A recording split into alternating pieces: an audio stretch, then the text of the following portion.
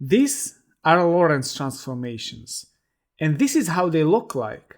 But how did we go from here to here? And what all of this mean?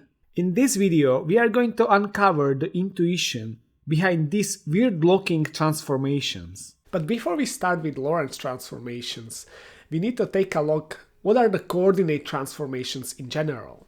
Every observer in a universe has a coordinate system, which means we can always measure the distances and time.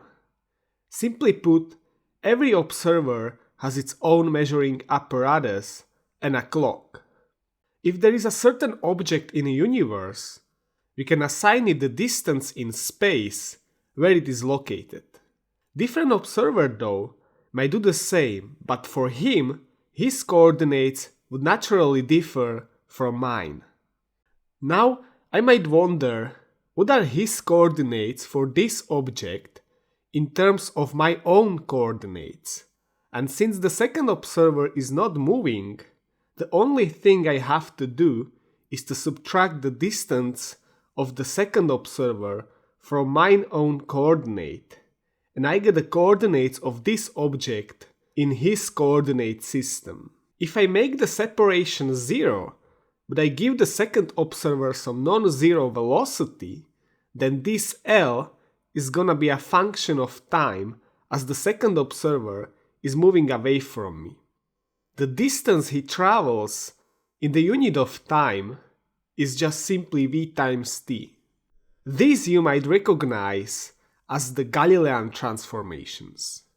This set of coordinates tell you what are the coordinates of an object you observe for an observer that is moving relative to you with the velocity v starting at the same position at 0 time. So that was fairly simple and straightforward, right?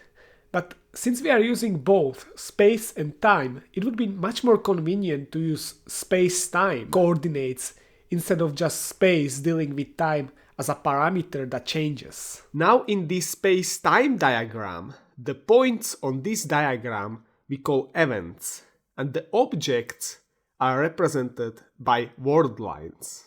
If there is an object at rest relative to us at the distance x, then its world line is just a line in the direction of time. Now, if we start moving relative to this object with the velocity v, then the world line rotates, meaning we see the object moving with the velocity minus v relative to us, and we will cross it at this time. But now the important part began, since I said that if you have a world line of an object, doing the Galilean transformations seems as a rotation in space-time, as the world line rotates for different relative velocities of the observer. But is this really rotation? No, of course not. Since we know that in Galilean transformations, the time is absolute for everyone, and therefore, if you have an event that is gonna happen in 5 units of time for an observer at rest relative to that event, then this is also true for the observers that are moving relative to this event. So it is not rotation, but it is a rotation and a stretch at the same time. This means that in Galileo relativity, we are all moving with the same speed through time, but with different velocities through space, which means that we are all moving with different velocities through space-time. But what if I told you that the reality is kinda different? That it is not the speed through time that is absolute for everyone. It is the speed through space-time that is absolute, which is the speed of light. The speed through time, therefore, have to be relative. This therefore means that if there are 2 events at the same position and you measure the 5 units of time on your clock between them, then you would read smaller time on the clock moving relative to these events. But now be careful, because this is just how you as a stationary observer experience this situation. We still have no idea how to transform these coordinates into a moving frame, so we don't know how this moving observer experienced this situation. All we can say is that when the second event happened, we read smaller time on his clock. We are still in the process of discovering the Lorentz transformations. Translating this to a simpler language, imagine this scenario. You have a synchronized clock with your friend near a star that is stationary relative to you. You examined the star and concluded that it's gonna turn into supernova in 5 years. Your friend, however, wants to see the supernova from the close distance, so he decides to visit the star. He takes the journey, and it takes him exactly 5 years on your clock to reach the star, but the clock of your friend reads smaller time when he reaches the star. The star then explodes, hurting your friend, which is an objective event, and therefore, if you saw him experience the explosion at a younger age, it must have been true also for him. Therefore, your original calculation of 5 years was valid only in your frame of reference, but not in your friend's frame of reference, since for him star turned into supernova in smaller time. But now we have to be careful, because time has one property that we have to take into account, and it's the fact that we can't travel backwards in time. Therefore, we can't treat this space-time as a classical 4-dimensional Euclidean space. To clean up the mess, let's talk a little more generally about coordinate transformations. If you have a vector in space, you can do either active transformation, where you leave the basis vectors alone and just transform the vector itself, or you can do the passive transformation, where you leave the vector direction and length unchanged, and instead you are transforming the coordinates themselves. To put it more mathematically, every vector can be written in terms of the basis vectors, and these coefficients in front of these vectors are the components of that particular vector in this particular basis. The most convenient way to choose the basis vectors are just unit vectors in perpendicular directions like this. If we did a passive coordinate transformation, meaning we leave the vector alone and transform the basis, for example like this, then the components of the vector change. Now we have the same vector expressed in different basis vectors, where the alpha and beta are the components of this vector. Since the original vector have to remain unchanged, then we have to equate these two expressions. Now, the components alpha and beta depend on the basis E1 and E2 bar we have chosen. Now, we can go to the matrix notation, where these columns on this matrix are the basis vectors. And this gives us the following expression, where this object here is in fact 2x2 matrix that acts on this two-component vector. Calculating the left part here gives us just the components of the original vector v, and the components alpha and beta give us the components of this vector in different coordinate system that is spanned by this basis. This matrix we call the transformation matrix between coordinate systems, and we can use it to transform a vector from one to another coordinate system. Therefore, if you have an original vector like so, and you want to know what are its coordinates in different coordinate system, then you just apply an inverse matrix of this basis vector matrix, and you get the components of this vector in this particular basis. To give you a particular example, let's imagine we have a simple basis with this vector whose coordinates are 2, 2.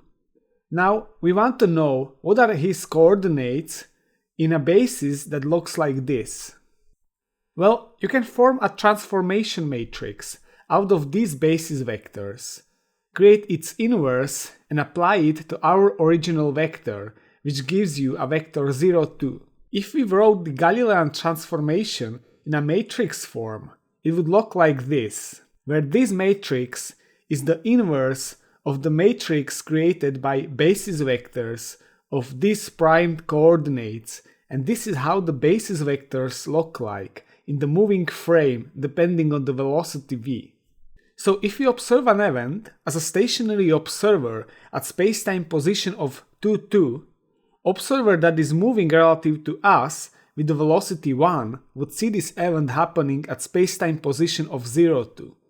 This means that it will happen in the same time but at different position, which is 0.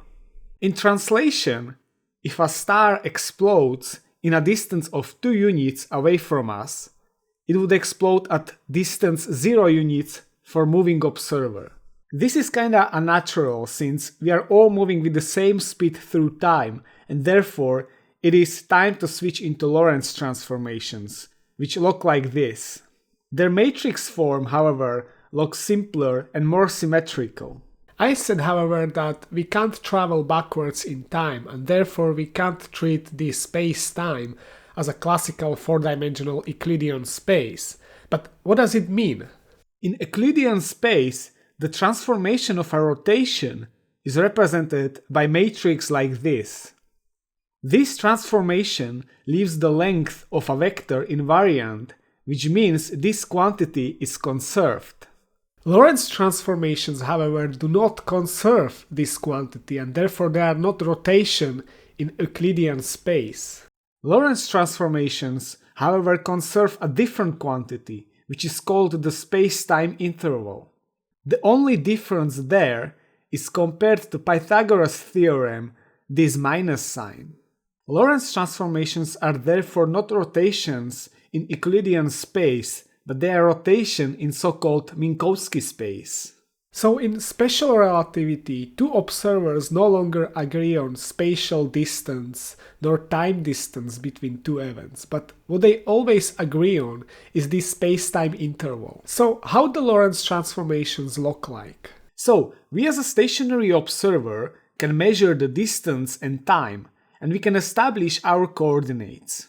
In this space-time, light propagates in a 45 degrees angle in all directions relative to us.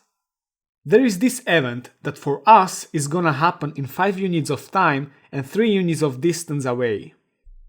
Now, if we conducted a passive Lorentz transformation, meaning we keep the event at the same place, but we transform the coordinates into a moving frame, our coordinates transform like this. So the moving observer will experience the event in a 4.5 units of time and 2.05 units of distance. Of course, the moving observer could also say he is at rest, and we are moving in the opposite direction. So he has the equal right to have the perpendicular coordinates, and in his frame, our coordinates transform like this. But what about the space-time interval? Imagine now two events. One happening at spacetime position of 2 units of time and 1 unit of length. The second at 5 units of time and 3 units of length. If you calculate the spacetime interval between these two events, you get a certain number, which for us happened to be 5. If you now do the passive Lorentz boost, then the coordinates for this event change, but if you calculate the spacetime interval, you get the same result. Now let's talk a little about the light cone because it has a special place in the spacetime diagram. You can assign a light cone to every event, and this light cone tells you the area of influence. If two events are in each other's light cone, then those events are causally connected, as the light from first event had enough time to reach the second event. These events are always represented by a positive spacetime interval, but it depends on your convention. The causally disconnected events have a negative spacetime interval, then obviously two events on the light cone have 0 spacetime interval. And this is interesting because everything you see has a 0 spacetime interval from you. We often say when we look at the night sky, we see the stars how they looked like thousands of years ago, but in special relativity, this is no longer relevant. In special relativity, The relevant thing is how those stars influence you right now, and that is the reason why the space-time interval is zero. Talking about how those stars looked like thousands of years ago doesn't make any sense because different observers would conclude different things. For example, if we have a star 6 light years away, we could conclude that the emitted light that influences us right now was released 6 years ago. But now, for an observer that is moving relative to the star at high speed, he would conclude that it was, for example, just 3 years ago. So we disagree on when the light was emitted, but what we always agree on is that it's the same light that is influencing us right now. This basically means that if you suddenly accelerated towards a certain star, you could instantly conclude that you see the light that was emitted few seconds ago. So in special relativity, we don't talk about delay caused by the limited speed of light. We need to think kinda differently from now on. It is the maximum speed information can travel through the universe, and since it's limited, the time and length interval change depending on who measures them. So if you look at the night sky, you can say that this is how those stars look like right now, and if you want to talk about when the light was emitted, then you have to specify in what reference frame. Special relativity works only if the first postulate holds, therefore we don't have any static medium for the entire universe. But what about quantum fields? Could they serve as such static medium? If you wanna know the answer, I recommend you this video, and I see you next time.